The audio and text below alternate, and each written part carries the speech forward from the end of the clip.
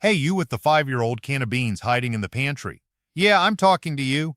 Ever wonder if that dusty can is still safe to eat? Could it be a lifesaver or a one-way ticket to food poisoning?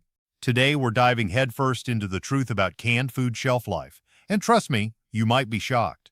This isn't your grandma's gentle food safety talk. We're getting aggressive, urgent, and a little sarcastic because who says learning can't be fun? We'll cut through myths and mix facts from the USDA, FDA, and survival experts. Whether you're an everyday shopper or a hardcore prepper stockpiling for the apocalypse, listen up. How long are those canned peaches and chicken noodle soups really safe? Let's find out. Spoiler alert, some cans can outlive us all, but others might turn into tiny tetanus grenades if you're not careful. First, let's clear one big misconception. That date printed on your can, best by, sell by, whatever, is usually about quality, not safety. Most shelf-stable foods, including canned goods, are safe indefinitely, as long as the can is in good condition. That's right, if you store them properly, canned goods can last years, even decades. So before you toss out perfectly good food, remember this. Food doesn't magically turn to poison when the calendar flips past some arbitrary date. In fact, one U.S. Department of Agriculture post flat out says canned goods will last for years if the can isn't rusted, dented, or swollen. Mind-blowing, right? But, and there's always a but, just because it won't kill you doesn't mean it'll taste like a gourmet meal in the far future. Quality and nutrition can decline over time. So what's really going on inside that can over the months, years, decades? Buckle up, because we're about to break it down in plain English with 11 crucial facts that might just change how you look at canned corn and tuna forever. 1. Nutritional changes, macros stay, vitamins decay. Here's a shocker. Even if a can of food is 10 years old, it likely still has most of its calories, protein, and carbs intact. The big stuff, macronutrients like protein, carbohydrates, and fats, hold up really well in canned foods. Canning is a high-heat sealed process that locks in the bulk of the nutrition. Protein, fat, and carbs don't really break down sitting in that airtight can. Most minerals and fat-soluble vitamins like A, D, E, K remain pretty stable too. So if it ever comes down to eating 20-year-old canned ravioli in an apocalypse, you'll still get those life-sustaining calories. It might taste like metal mush, but it'll fill your belly. The bad news? Not all nutrients are immortal. Canning's heat is the kryptonite of fragile vitamins. The water-soluble ones, vitamin C and many B vitamins, take the biggest hit. High temperatures needed for safe canning destroy roughly 1/3 to 1/2 of vitamins A, C, thiamine B1, and riboflavin B2 right off the bat. And it doesn't stop there. After that can is sealed and sitting on your shelf, those sensitive vitamins keep degrading slowly over time. How slow? Try about 5–20% loss per year for those vitamins. Over, say, 5 years, you could lose 25–100% of the vitamin content. Ouch. That means a can of peaches from 2018 might still give you sugar and carbs in 2025, but virtually zero vitamin C. You'd be essentially eating sweet, fruity cardboard in terms of nutrition. Sorry. Now, does that mean old canned food is worthless? Not at all. The macronutrients and minerals stay fine for the long haul. That ancient canned beef stew will still provide protein to keep your muscles going. But if you're looking for vitamin boosts, fresher is better. This is a big reason preppers emphasize rotating your stock. More on that next. Eat the older cans and replace with new ones, so you're always getting the most nutrients. As one USDA guide puts it, properly canned veggies can actually be more nutritious than fresh produce that's been sitting around a week if you eat them within a year or two. But after a decade in the dark, yeah, those vitamins have left the chat. So bottom line, calories last, vitamins don't. Keep that in mind when planning long-term food storage. You might survive on old canned goods, but you could eventually risk vitamin deficiencies if you don't supplement or rotate. Oh, and fun fact, some antioxidants like lycopene in tomatoes actually increase after canning because heat releases them. So it's not all losses. Still, you're not off the hook for eating your fruits and veggies whenever you can. 2. Rotate your stock and date your cans. So we know nutrients, especially vitamins, degrade over time. What can you do about it? Simple, rotate your canned food stockpile like a pro. This is a classic 1-2 punch of both preppers and chefs. Use the oldest stuff first and keep replacing it with new cans. Sounds obvious, but you'd be surprised how many people shove cans to the back of the pantry and forget them for years. If you want to actually eat your food while it's at peak quality and peak nutrition, rotation is key. Here's how to do it. Every time you buy new cans, put them behind the older ones. First in, first out FIFO is the name of the game. You can even get fancy and use FIFO can rack organizers. They're those gravity-fed can dispensers. Load from the top, oldest rolls out the bottom. But you don't need special gear. A little organizing goes a long way. A pro tip I love: grab a Sharpie and mark each can with the purchase date, or at least the expiration/best by date in bigger text. Sure, the can has a tiny printed date, but who's got time to squint at that? Big bold marker on the top =, instant clarity. So when you're groggily hunting for soup on a Tuesday night, you'll immediately see which can is oldest. No thinking required. Just use the oldest one. Why bother with all this? 2 reasons. 1, as mentioned, you'll get the best nutritional bang from cans that haven't been sitting for eons, especially for things like vitamin C. 2, it prevents waste. You paid good money for those green beans, don't let them sit until they're a science experiment. Rotating your stock means you're actually eating what you store and replacing it with fresh supply, which is the smart way to build a proper pantry or emergency stockpile. Many experienced preppers treat their stored food not as untouchable emergency-only rations, but as a working pantry. They regularly consume canned and dry goods in everyday meals, then replenish. This way nothing gets too old, and if a crisis hits, all the stored food is stuff you know you'll eat and know how to prepare.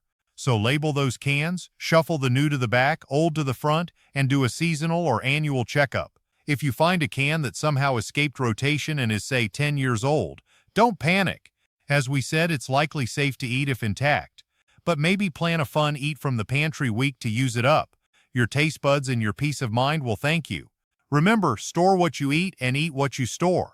It's not just a mantra, it's how you keep canned food not just safe but enjoyable. Minor confession: I once discovered a can of soup hiding in the back from Obama's first term. It was perfectly fine when I heated it up, but the flavor was meh. Freshness matters, folks. 3. Beware the warning signs. How to tell if a can went bad. Alright, this part is critical. Not all cans age gracefully.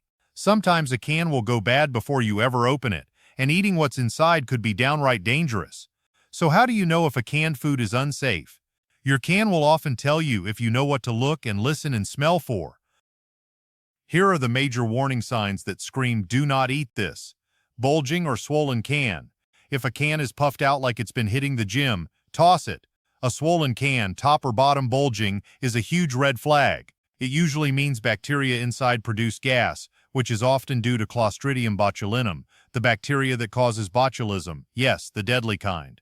You can't see or smell botulism toxin, so the rule is simple: if the can is bulging at all, don't even open it. Wrap it up and discard it safely. Never taste it. This is rare with modern commercial cans, but it can happen.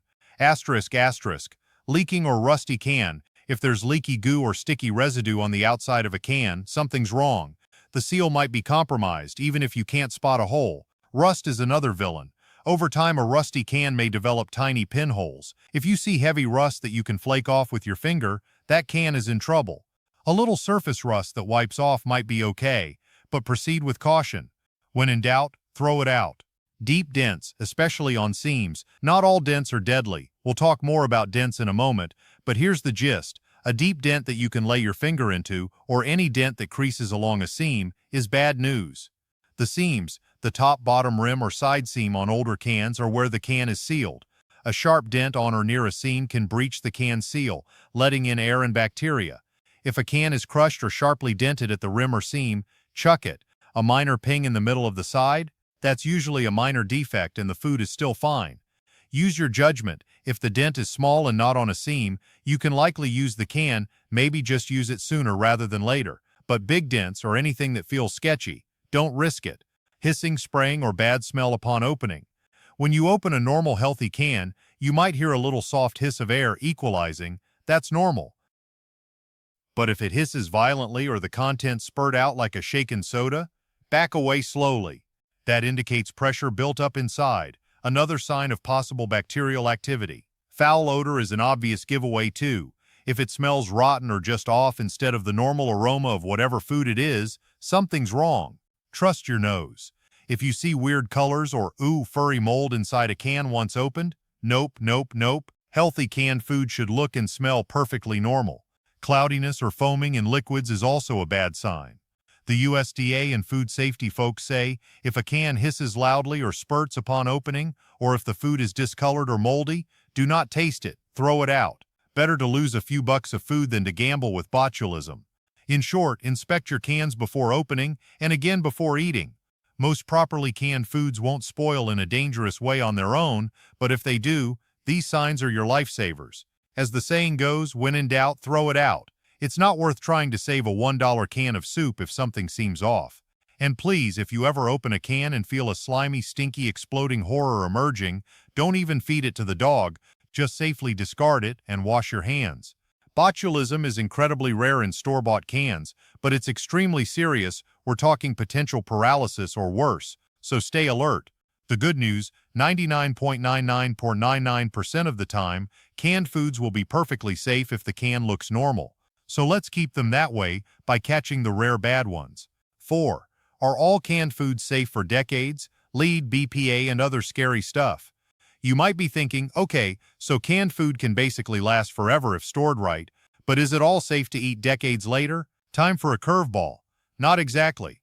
There are some historical and chemical gotchas to consider with really old cans or certain types of cans. Let's break it down. Older cans, pre-1990s, and lead. If you stumble on a vintage can of food from, say, the 1970s or earlier, perhaps you found Grandpa's secret bunker stash, there's a unique concern: lead solder.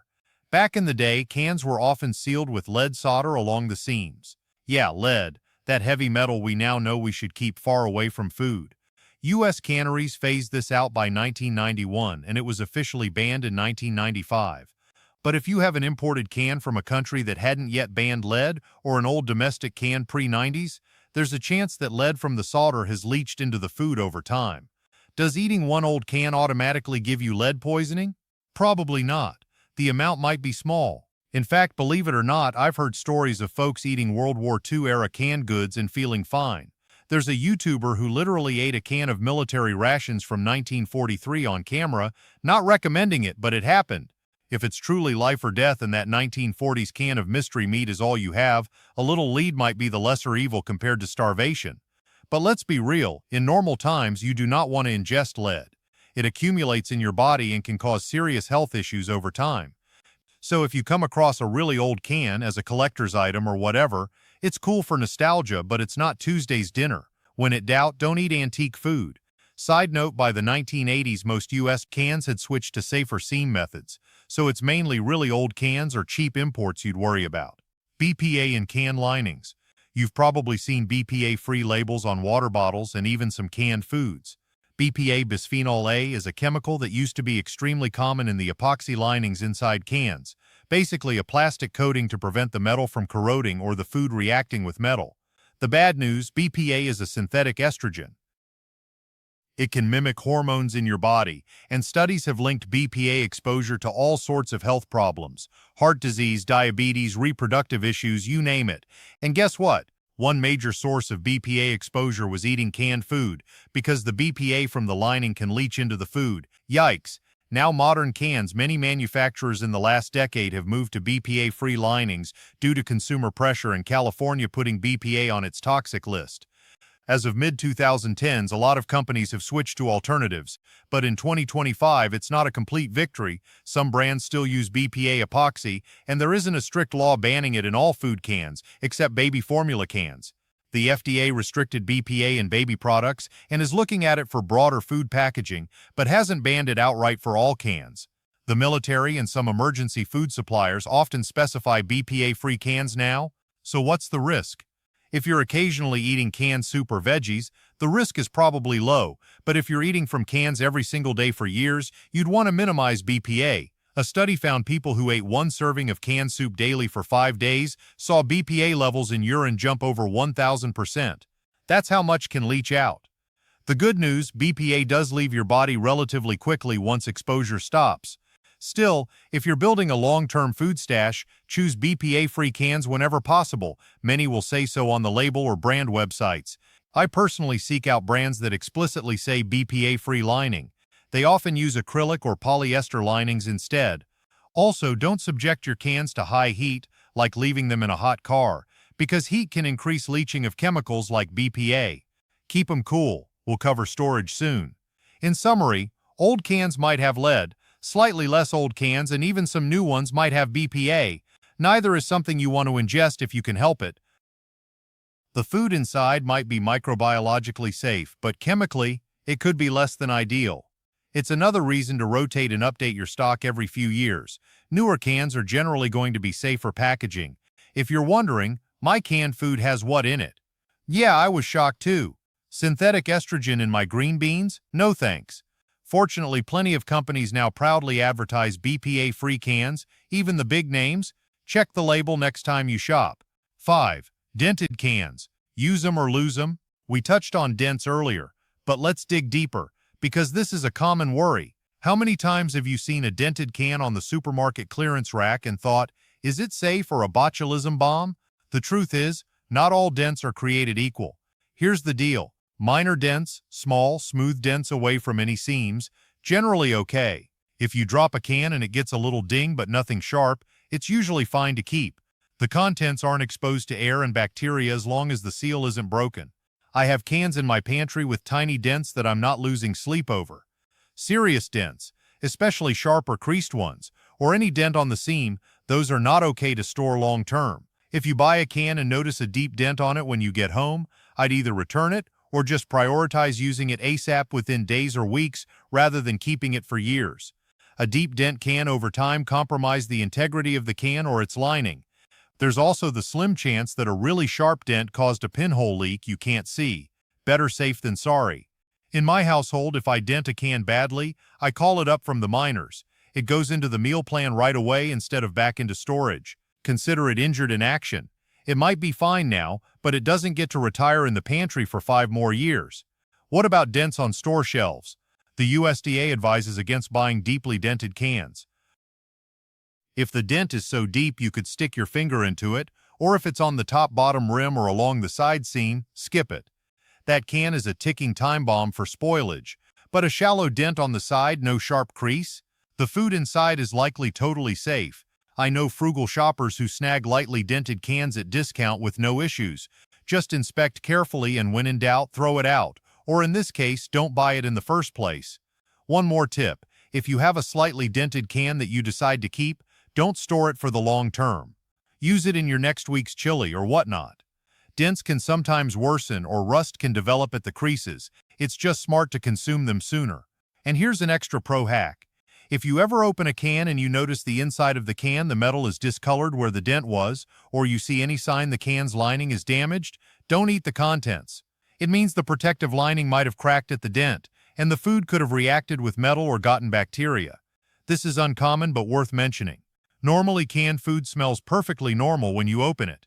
If you get a metallic odor or just anything off, err on the side of caution. In summary, treat dents like you'd treat an injury, minor scratch, clean it and it'll heal, or in this case, eat it soon. Major wound, potentially life-threatening, discard. And remember, no long-term hoarding of dented cans.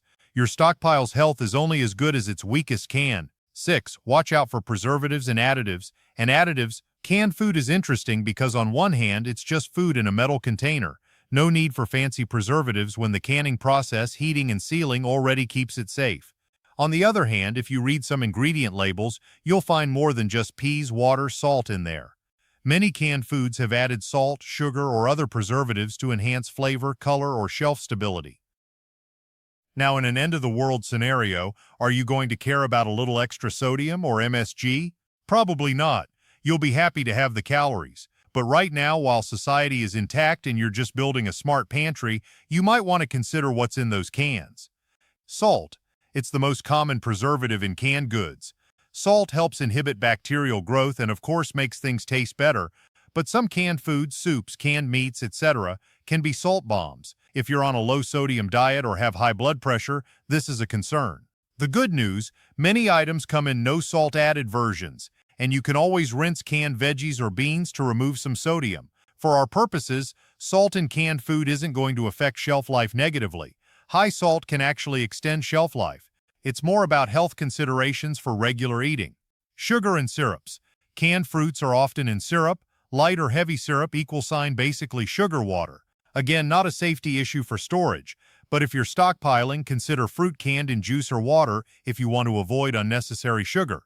Excess sugar isn't great for health long term, and in a crisis you want real nutrition, not just sugar calories. But sugar does help preserve color texture in fruits. It's a trade-off. Personally, I keep some sugary canned fruit for treats/energy. Hey, in an emergency, canned peaches and syrup feel like dessert, but I also have plenty of canned fruit and juice for everyday use. Chemical preservatives. Here's where it can get dicey. Some canned foods, especially ready-to-eat meals, canned meats, or sauces, might have things like nitrates/nitrites in cured canned meats, EDTA, a chemical to preserve color, or other additives. These can include things like monosodium glutamate, MSG for flavor, or weird things like calcium disodium EDTA in canned beans to keep them looking nice. Are these inherently dangerous? Not in the small amounts used according to regulators, but I have a personal rule. If I'm building a long-term food supply that I might be relying on exclusively, I'd prefer foods with simple ingredients. Why? 2 reasons.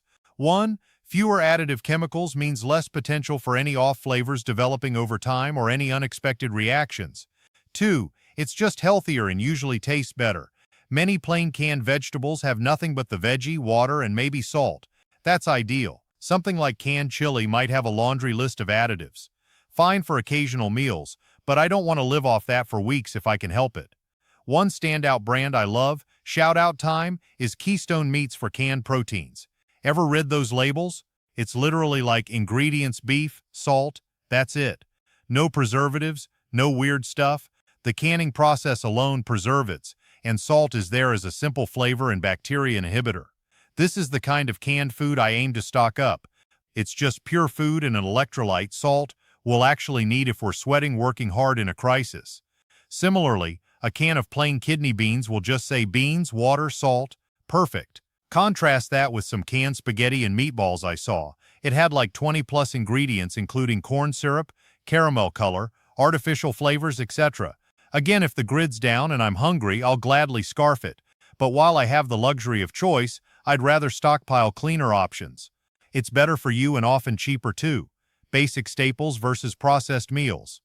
Finally, one more angle, addictive additives. This might border on conspiracy, but some processed foods, canned or not, include additives that make you crave more, certain flavor enhancers, etc. If you're trying to ration food in an emergency, you don't want food that makes you want to eat double. So another plus for keeping things simple. To wrap up this point, read those labels. For everyday use, choose canned foods that align with your nutrition goals. Low sodium, no extra sugar, no unpronounceable preservatives. For prepping, think about what you really need in that scenario. You might forgive some preservatives when survival is on the line, but you'll always benefit from good nutrition. And if you do have cans with a lot of additives, maybe rotate those into your diet sooner and refresh your stash with better choices over time. That way your emergency food supply is not just long-lasting, but also as healthy as it can be. Your future self and your body will thank you. 7. High-acid foods. Shorter shelf life than you think. Not all cans are immortal, especially high-acid foods like tomatoes and fruit. This is super important. The acidity in some foods will make them deteriorate faster in the can. Wait, acid is a preservative, isn't it? Yes, acid helps prevent bacterial growth. That's why pickles and salsa are acidified. But inside a sealed can, bacteria isn't the issue, corrosion is. Acidic contents can slowly eat away at the can's lining and even the metal via an electrochemical reaction. Over time, this internal corrosion can do a few things: ruin the food's taste and texture, leach metallic flavors into the food, reduce nutritional value, and in worst cases create tiny pinholes that break the seal of the can. Yikes! So what qualifies as high-acid canned food? Typically, citrus fruits, tomatoes, and tomato sauces. Fruits like pineapples, berries, apples, peaches. Also pickled products with vinegar, and things like sauerkraut. These all have a pH on the acidic side, below approximately 4.6 pH. Low-acid foods are most vegetables, meats, soups, pastas, beans. Those are neutral or alkaline. According to food safety guidelines, high-acid canned goods keep best quality for about 12 to 18 months, whereas low-acid canned goods are good for 2 to 5 years in terms of quality. Notice the difference, that tomato soup might start tasting funky after a year and a half, while canned green beans are usually fine for several years. The USDA's FoodKeeper app echoes this, roughly 1.5 years for tomatoes and fruits, up to 5 years for meats and veggies. What happens after that period? It's not like the high-acid can explodes at 19 months. It might still be safe and edible for much longer, but expect quality degradation. I've personally opened a 5-year-old can of tomato paste once. It was a deep brown, not the bright red it once was, and tasted bitter. That's the acid reacting with the can. Edible? Technically, yes, I didn't get sick. Enjoyable? Nope. Into the trash it went after one spoonful. By contrast, I opened a 5-year-old can of plain corn, and it was totally normal tasting. There's also a health aspect. While studies conflict on if the small amount of dissolved metal or liner chemicals from acid corrosion is harmful, it's certainly not appealing flavor-wise. Some sources say it's not dangerous, just gross, but personally, I'd rather not eat food that's been slowly gnawing on its can for years. So what to do? Rotate high-acid foods more frequently. In my prep pantry, I never keep, say, canned pineapple or tomato sauce longer than 18 months if I can help it. I either eat it or, in rare cases, donate it before it hits 2 years old. If I have extras that I don't plan to use quickly, here's a strategy. Can them in glass jars. For instance, we love making big batches of spaghetti sauce and canning it in mason jars, water bath canning since it's high acid. Glass is inert, no metal to react with, so the sauce will keep its taste longer than store-bought cans. You can also buy some items in glass jars. Some brands sell tomato sauce, fruit, pickles in glass. Those are great for long-term storage because you eliminate the metal corrosion issue. The lids are metal but usually lined in only a small surface area. Another tip, if you must eat an older acidic canned item and it tastes a bit metallic, sometimes you can improve it by adding a pinch of baking soda to neutralize acid or a bit of sugar or seasoning to mask the off taste. This is totally a crap hits the fan scenario tip, not culinary advice for normal times. In normal conditions, if your canned peaches taste like pennies, just get new peaches.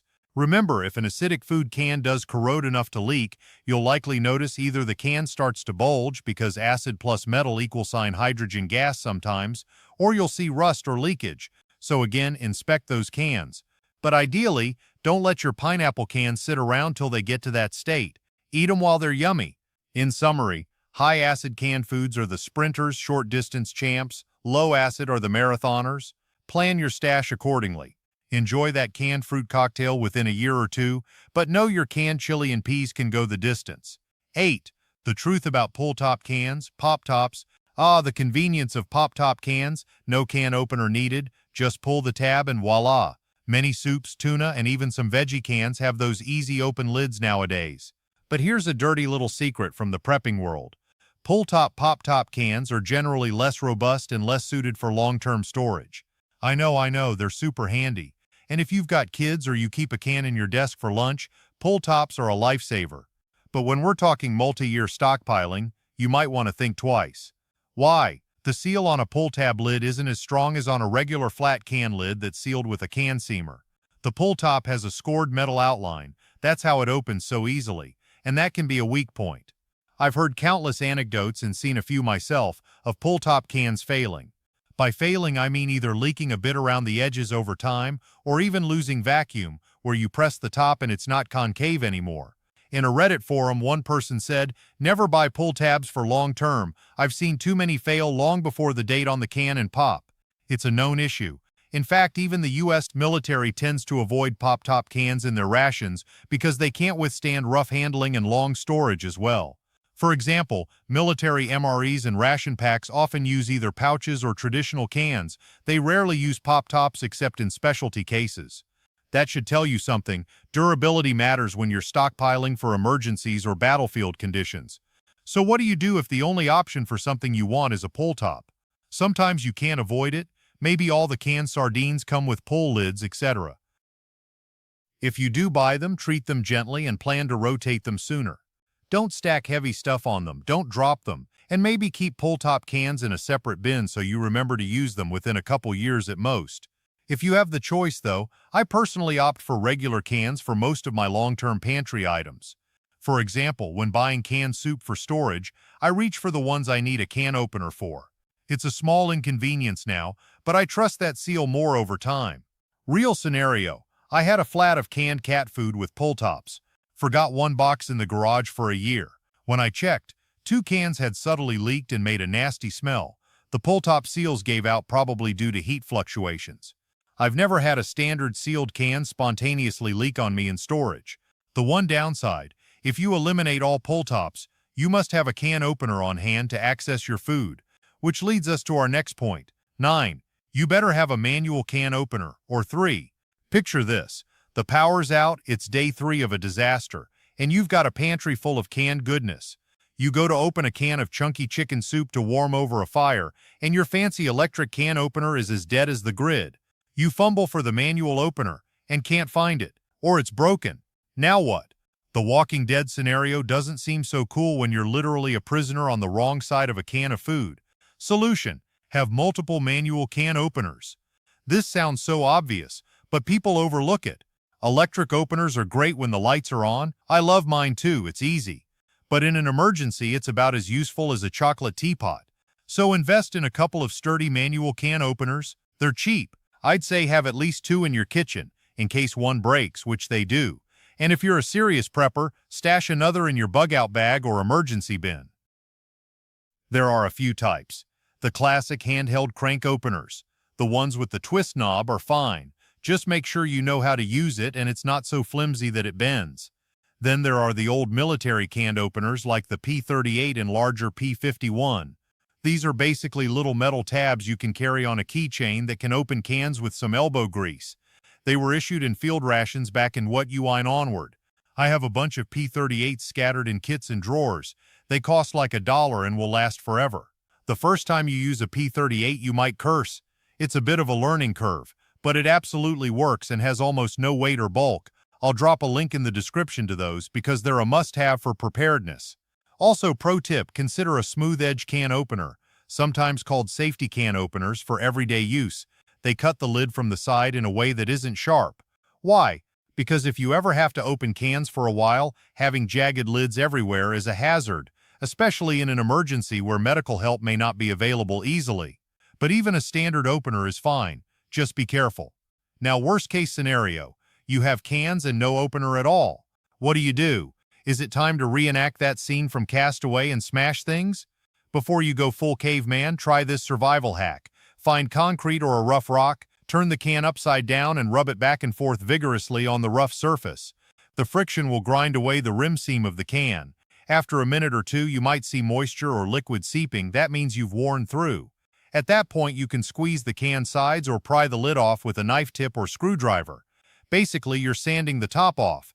It actually works. I've done it as an experiment. It's messy and not ideal, but it beats starving next to a can of food you can't open.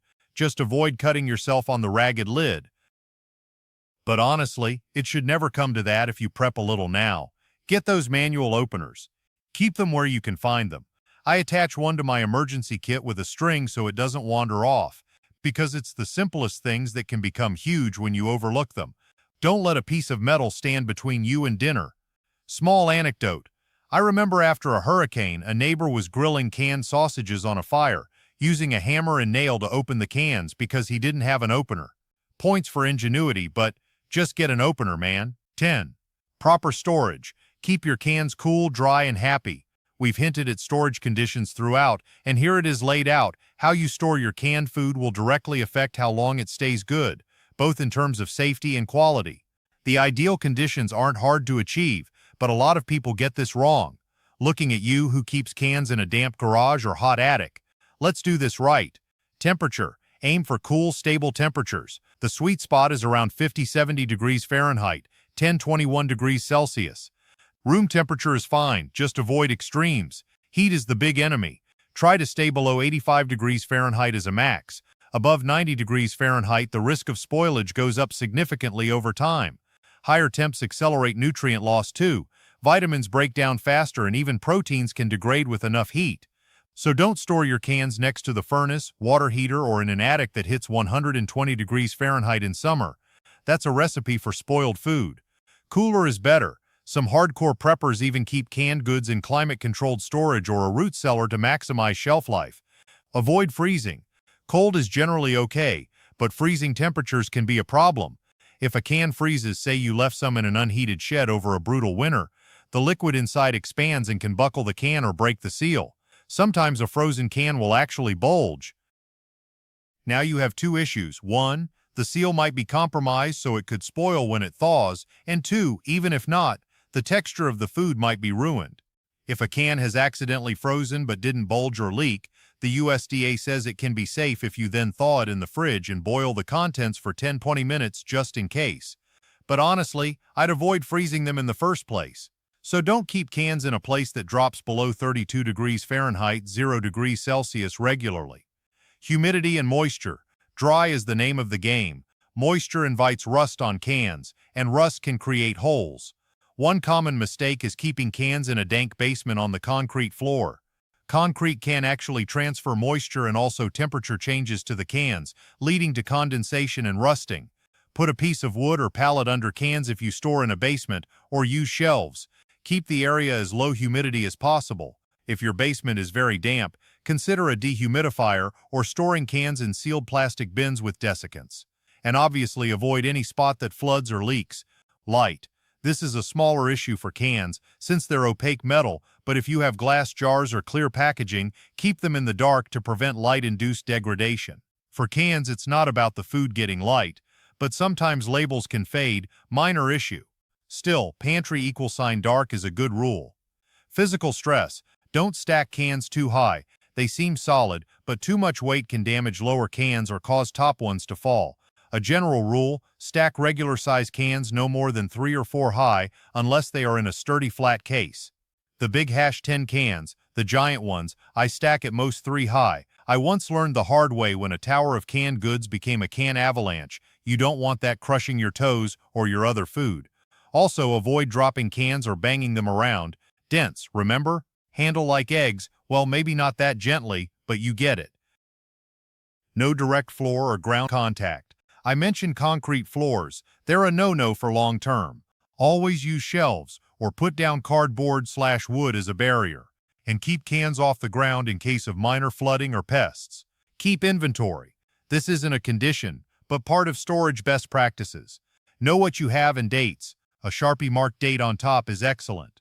Group like foods together, so you're not searching through 100 cans to find the one tomato soup.